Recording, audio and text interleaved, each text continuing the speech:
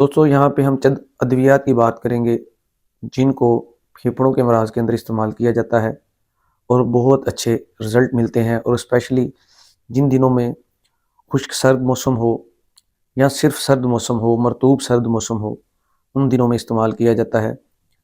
तो ये अद्वियात मरीज़ को बहुत जल्द सेहत याब कर देती हैं, जिनमें इपिकॉक, एकोनाइट, उसके अलावा एकोनाइट के साथ साथ एंटमटार्ट, लाइकोपोडियम, स्पीडोस्पर्मिया, ये ऐसी अद्वियात हैं जो मरीज़ को फेफड़ों के अमराज में शफा याबी देती हैं। इसके अलावा चंद अद्वियात ब्रायोनिया, कालीकार, फास्फोरस, ये अद्वियात मरीज़ को बहुत जल्द सेहत याब कर देती हैं।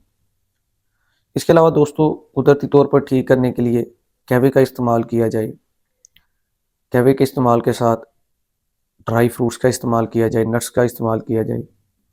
ये भी आपकी इम्यूनिटी को बहाल रखते हैं, आपके जिस्म को विटामिन मिलते हैं, जिससे आपकी इम्यूनिटी बेहतर रहती है और आप ये जो मुहलक अमराज, नमूनिया, उसके अलावा क्रॉनिक ऑब्स्ट्रक्टिव पल्मोनरी डिजीज़, इसके अलावा एस्थमा, इसके अलावा दीगर जो फेफड़ों के अमराज हैं, उससे अपने आप को महफूज कर लेते हैं।